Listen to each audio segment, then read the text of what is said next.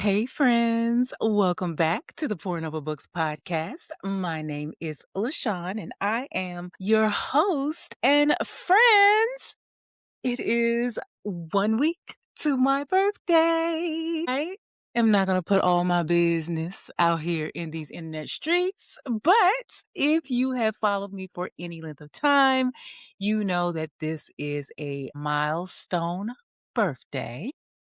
And I'm torn between being excited and not being excited. Usually on my birthday, I go for a massage, I go to tacos at my favorite taco spot, the bookstore, and I get my free coffee from Starbucks. Alone, all alone. That is just my thing and it's always been my thing. My birthday is about me. And in the past 10 years or so, I've chosen to spend it doing exactly what I want to do. And family comes in afterwards. But I think I'm gonna change it up this year. I don't know what I will do next week. I'm undecided, but my mommy is free and I am not old enough or ashamed to say that when she offered to come, I hesitated, but I didn't hesitate for long. So that's what's going on right for me. At least I know there will be somebody in here on that day who will make it all about me because that's what she's been doing all my life. Anyway, the podcast will be on hiatus next week with an old episode up for you to listen to, but I will be back the following week with a friend of the podcast as a guest who just happens to have a book coming out that same day. So stay tuned for that. Anyway, let's get into today's topic. I was reading Brandy's memoir, and a few folks, and I shared it online, and a few folks asked me for other memoirs that I would like to recommend, and I had never thought of that. So I came up with a list of a few that I want to share with you today, ones that I think would be great additions to your TBR. So let's get started. Number one, The Meaning of Mariah Carey by the one and only Mariah Carey. To me, this book is the blueprint you might want to say to a celebrity memoir. I remember when it came out and it was so groundbreaking, like in the way she combined storytelling with breaking out into song and it being read by the audiobook being read by her. It remains, I will say, one of my favorite memoirs ever. It was entertaining from start to finish. She spilled just enough tea to keep us interested, and it was just well done. It was like really, really well done. The next book that I always like to recommend, even when I'm not talking about memoirs, is Will by Will Smith. Will Smith has always been a storyteller. I mean, he's a rapper and he's an old school rapper. And old school rappers from the 80s, I mean, just listen to Parents Just Don't Understand. Listen to any of his early stuff.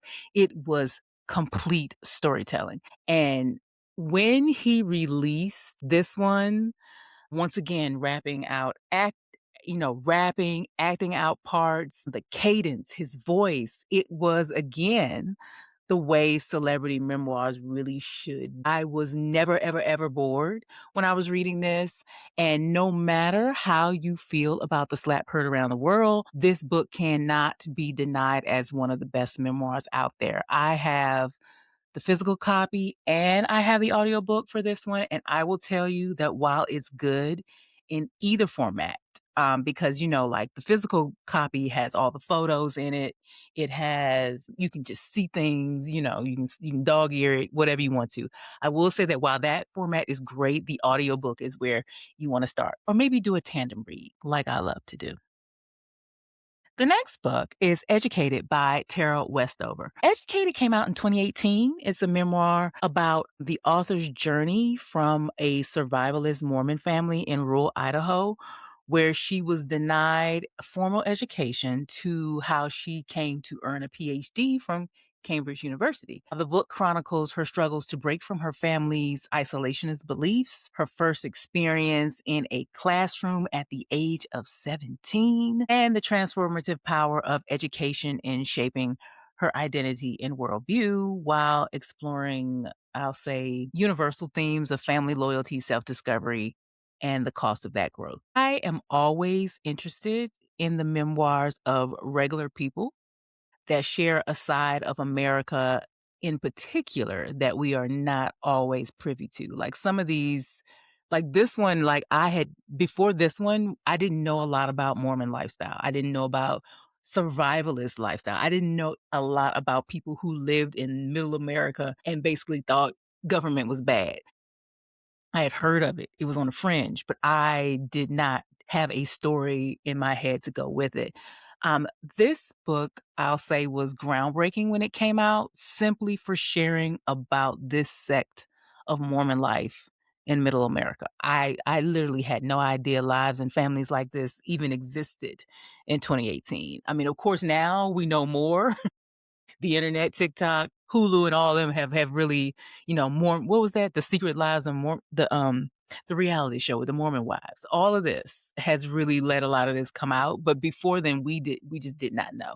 And there are lots of survivalist reality shows. Reality shows really has led us into, this is like an aside, into way too much, way more than we need to know. But anyway, it is also an example this book is also an example of why I love books. You can always, always stand to learn something new about something you have no frame of reference for through books, and I will die on that hill.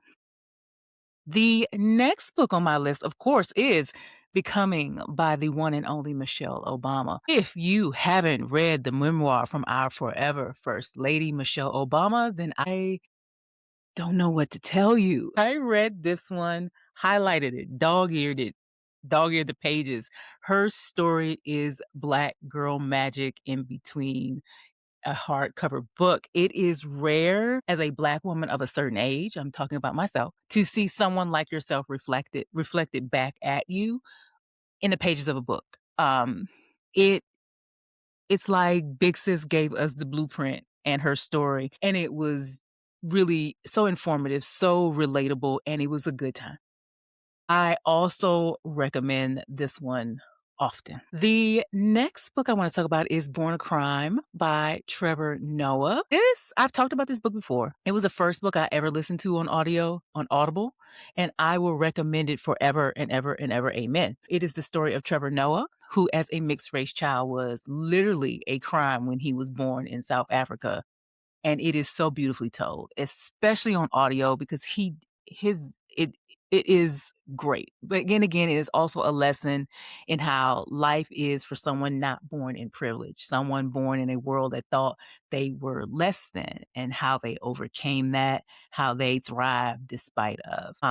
And him reading it is just in that accent, and the language is glorious. It really is. It is really, really good. The next book, this is like a strange one, but I had to throw it in here, is Spare by Prince Harry. Yes, Prince Harry. I included this one because even though it is long, like it is really long, I feel like it gives us a real glimpse into the royal world that half of America is obsessed with, whether they admit it or not. And since I mean the Black delegation, I don't know about everybody else, had already half adopted Harry when his mama died, then full on claimed him when he married the Duchess Meghan. I mean, we were like, yes, yes, Harry. I was fully invested in the story of how he ended up in Montecito, California, estranged from his family. It is fascinating. It really is the behind the scenes that he decided to give us. It is at times sad, at times frivolous, at times funny, and at times romantic. Listen to it if you can. Like I said, Harry and that accent are really good at telling a story. I guess that's all those years of public speaking. It really helped in this book. And it is really a good, even though I will say that he is probably what they love to call a unreliable narrator, which that will come up again later on in this podcast. It was just a good book because he finally got to tell his story. And even if recollections may may be different, still, I'm glad that he got a chance to tell his side of the story, and I recommend reading it for yourself and making your own decisions. The last book that I want to chit chat about is I Know Why the Caged Birds Sing by Maya Angelou. This book was written in 1969, and I think that many people forget that this book is, in fact, not fiction. It is an autobiographical memoir, and it is the first, I think, how many books is in that series? Is it like 6 or 7? And this book chronicles her early years from age 3 to 16, detailing her experiences with trauma, racism, and her journey towards finding her own voice. It is a coming of age story and the book that I credit to getting me back into reading. I always like to say, if this book had been banned, I would not be the reader I am today. I remember 6th grade, standing in the aisle. Every day I would come and I would read a chapter and then put it right back where I found it because I did not know if I was supposed to be reading it, but I read it standing up in the aisle at Francis Gregory Library in Washington, D.C., Southeast D.C., every day. And it remains one of my favorite books of all time. Okay.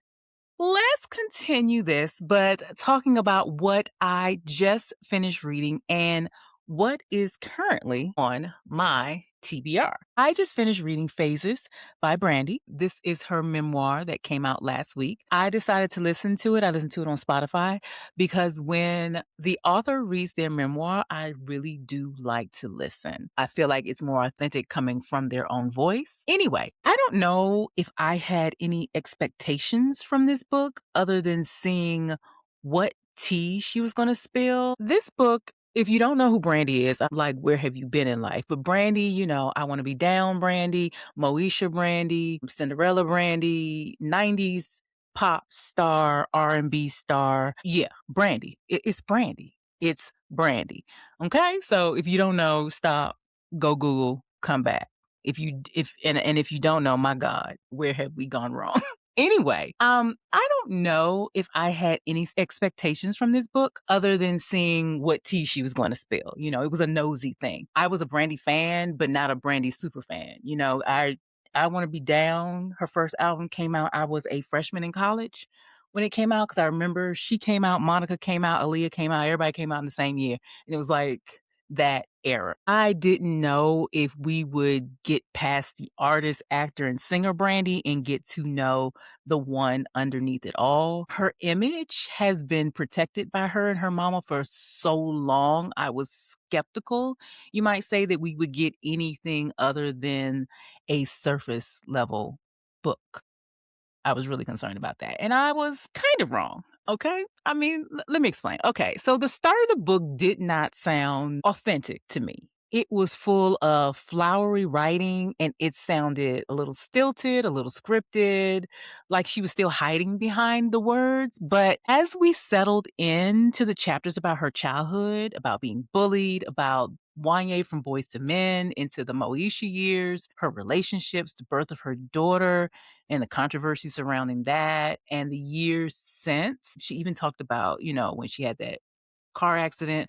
I found myself wanting to reach out and both hug her and, pardon my French, beat her ass. Often in the same chapter. Often in the same chapter. I felt the same about her mama, though, if we're going to keep it a buck. Near the end of the book, Brandy says, and I'm gonna quote this. She said, "This book started with one question: what would it mean to reclaim a life defined by others?"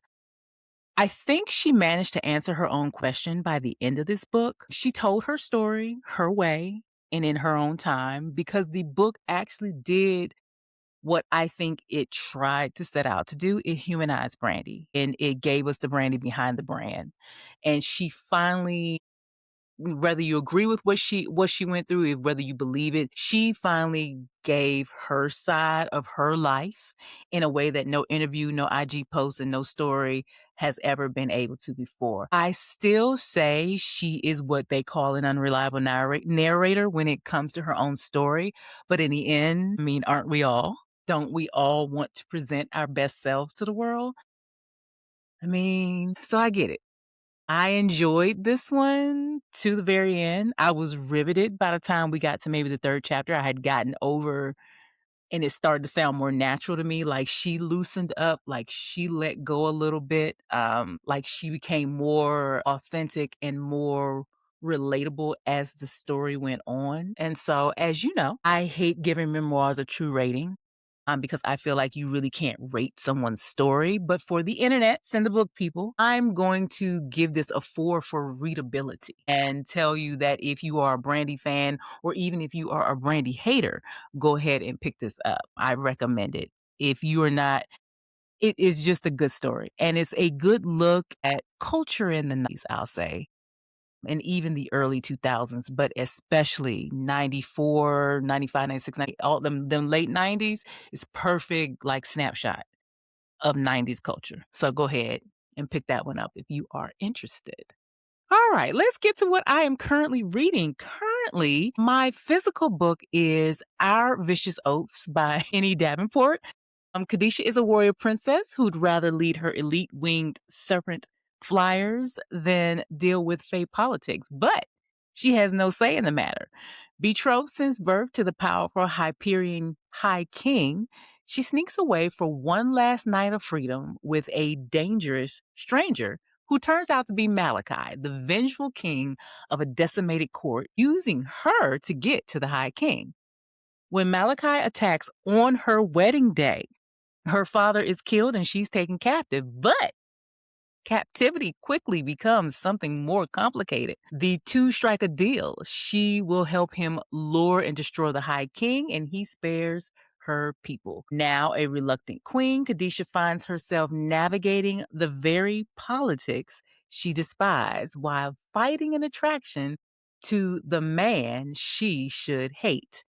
And with Fabon's being unbreakable, resisting him may be the hardest battle she's ever fought. Ooh-wee, ooh-wee, ooh-wee. Now, I laugh when I said the name of this book because I know, friends. I have been reading this book since what, December now? I have no excuse, but I got to 21% and just stopped for some reason, and I don't know why, because I was, and you know how you're enjoying something, but it wasn't holding me. And I don't know if that's because there were so many other books coming along. I don't know if it was because it was the holidays and I was burnt out by the time I got to this one, but I dropped it like right before Christmas and just have not picked it back up, which is why I said yes to an in-person book club that is tomorrow. So I've got until Wednesday night at 7 p.m. to finish it, and I know I run an online book club, but I decided that it was time to enjoy one that I didn't have to run or think of discussions for, and for a book that was fun,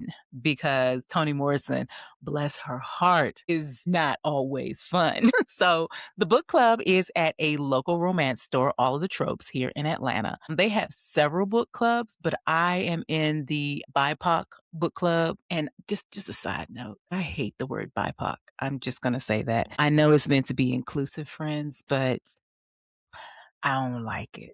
Okay, but anyway, back on track. But anyway, this book club is where we read romance books from diverse authors. So that's why I decided to read it, because I felt like in my own reading life, that is something that I need more on. That is a little hole, because I tend to go for authors that I'm familiar with, because I've been burned so many times with authors that I don't know. So I am putting myself out of my comfort zone and join this book club. And this is the second book. I missed the first month's book club because I just didn't have time to read the book, but I'm going to get to this one, and I have to finish it by tomorrow at 7 p.m. I have it on audio too, so I'm going to be flipping back and forth for the next couple of days. Anyway, for my Kindle book, I am currently reading, I'm about 85% now, Archangels Blade by Nalini Singh. It is the fourth book in her Archangels series. Let me tell you what it's about. When a severed head bearing a mysterious tattoo lands on vampire Dimitri's radar, he bypasses guild protocol and takes the case himself. Something about this death feels ancient and deeply wrong, but the real disruption comes in the form of Honor, the hunter assigned to decode the tattoo. Honor is still recovering from a brutal attack that nearly killed her, and the last thing she needs is to come face to face with Dimitri, the Archangel's right hand, ruthlessly seductive, and her secret obsession for years. The pull between them is instant and dangerous, threatening to consume them both. As their desires spiral into something neither can control, it becomes clear this case runs deeper than one murder. Something old has been awakened, and it won't stop until it drowns the present in blood. Ooh, that just sounds so bad. Anyway, this is the 18th, and this is the fourth book in the series, but the 18th and final book in this series comes out next month. And I am both excited and sad to see this series ending. It has been one of my favorite series since I discovered it, like 10, 15 years ago now? It's paranormal romance. There are angels, vampires, basically just angels and vampires in this book. But it has spanned, let me see, I discovered it, like I said, 10 or 15 years ago now. The first book came out in 2009. Anyway, I had read the majority of the 17 books that are in this series, but somehow I missed 5 of them because I wasn't interested in some of the individual characters and skipped a couple of books, skipped a couple of the earlier books like this one. But now I'm going back and finishing them all I can confirm that they don't make these books like they used to. I mean, they just don't make this was just so good. This series is so good. Like each book, they may not be your favorite, but each book kind of continues the story, so they're interconnected. Which is why I'm still trying to figure out why I skipped a couple. Because I'm like, when I read some of the later books, I'm like, you definitely missed this, but it's still easy to pick up. So that's a good thing. Bless it. Up next, the book that I'm reading up next, my copy of the second book in the Shield of Sparrows series by Devny Perry that is out today. But my book arrived a day early. And as soon as I finished Archangels Blade, don't talk to me. I don't know how I got blessed enough to get the book early. It's probably because I ordered it like when it first was announced, when the cover was first announced. So that was like 6 months ago, at least. So I can't figure out how to give you a summary without giving away the plot and spoilers of the first book. But I'll read the beginning of the publisher's note. Rites of the Starling is the epic, heart-pounding sequel to Devny Perry's #1 New York Times bestseller, Shield of Sparrows. A princess's journey across a cursed realm to find the truth about her family, only to discover her quest intertwines with the fate of a lost warrior. I considered waiting until next week on my birthday to start this one, but I don't know if I will be able to. Remember, I've still got to get through my book club book. There's another book I must read before this Thursday. That I got to finish before this Thursday, and there's like another one. So, plus on my birthday, I may want to buy other books. Just saying. Just saying. So we'll see. We'll see. I'll let y'all know the next time I talk to you all. Okay, friends, that's all I have for you today. Like I said my birthday is next Tuesday, so I think there will be a rerun posted. I don't know which one I think y'all need to listen to, but it will be good. Never fear. As always, if you enjoyed listening, I'd love it if you would follow me on Apple Podcasts or your favorite podcast platform. And if you have a minute, please, pretty please, think about leaving a review on Apple Podcasts. Think of it as a birthday gift to me, or sharing the podcast on social media, another birthday gift. It helps us grow and find other bookish friends. And if you'd like to connect with me, you can email me at pornoverbookspod@gmail.com, or you can find me and DM me on my personal IG at LaShawn Wilkes, the same name on TikTok. Okay, thanks again for listening, and I will talk to you guys later. Bye-bye.